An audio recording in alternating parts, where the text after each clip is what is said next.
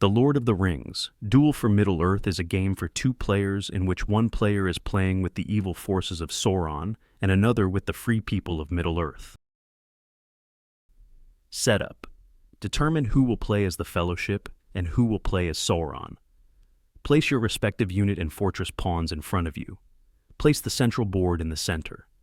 Place 2 Fellowship units on Arnor and 2 Sauron units on Mordor. Assemble the quest of the ring track below the central board.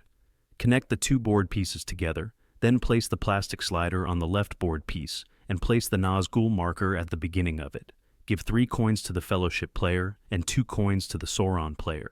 Create a reserve of the remaining coins. Sort the alliance tokens according to their backs to make 1 stack per race. Shuffle each stack separately and place them face down above the central board. Shuffle the landmark tiles and place 3 face up on the table.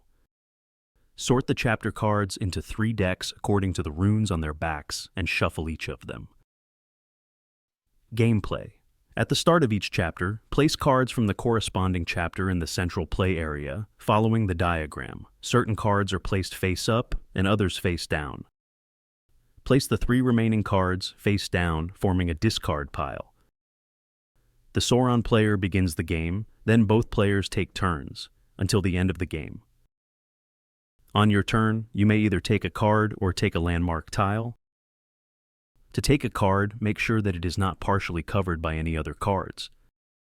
Then, you have the chance to play it in front of you or discard it for coins. If you decide to play the card in front of you, you must pay the card cost, if any. If you instead decide to discard the card, you must place it face down in the discard pile and take the respective number of coins depending on the chapter. If you are in Chapter 1, take 1 coin. If you are in Chapter 2, take 2 coins, and if you are in Chapter 3, take 3 coins. At the end of your turn, reveal any cards that are now available. Alternatively, instead of choosing a card, you may take a landmark tile. Choose one of the face-up tiles and pay its cost. Place the tile in your play area and immediately place one of your fortresses on the corresponding region on the central board. You do not reveal a new landmark tile at the end of your turn. The chapter ends when the final card of this chapter has been taken. Set up the cards for the next chapter according to the diagram. Reveal new landmark tiles until there are 3. Then continue the game as normal. The player who ended the previous chapter does not begin the next one. The other player is first. Chapter cards.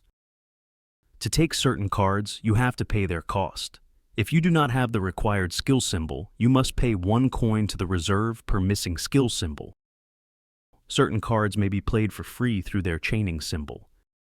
If you have, in your play area, a card with a matching symbol in its top right corner, you may play this card for free without having the required skills. After paying the cost, if any, place the card in front of you.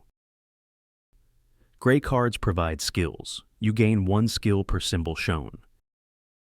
Each symbol may only be used once per turn on each of your turns. When multiple skills are separated by this symbol, you may only use one of them per turn. Yellow cards immediately let you take coins from the reserve.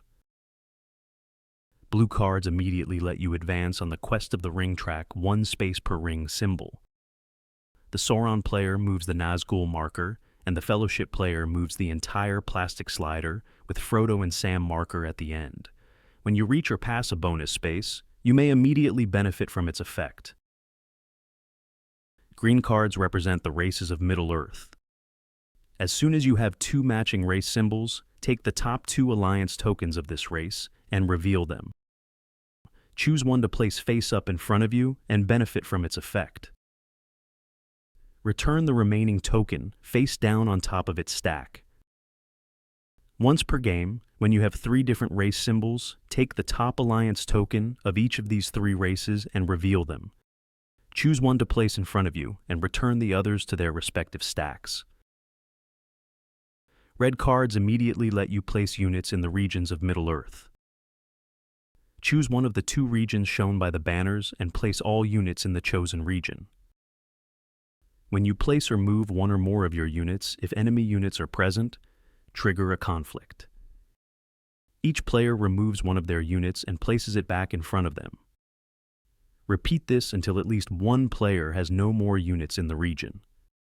An enemy fortress does not trigger conflicts and does not prevent you from placing your units in its region. Therefore, it is possible for both players to be present in the same region. Purple cards are only available in Chapter 3, and they have various effects which are explained in the player aid. For example, this lets you move one of your units to an adjacent region for each arrow. End of the game. The game ends immediately if one of the 3 victory conditions is met. The Fellowship player wins if Frodo and Sam reach Mount Doom. Sauron player wins if the Nazgûl catch Frodo and Sam. The other way to win the game is if you gather 6 different race symbols on your green cards. The third way to win is if you are present in all 7 regions of the board with a fortress or at least 1 unit. If none of these 3 victory conditions are achieved by the end of Chapter 3, the player who is present in the most regions on the board wins the game. In case of a tie, share the victory.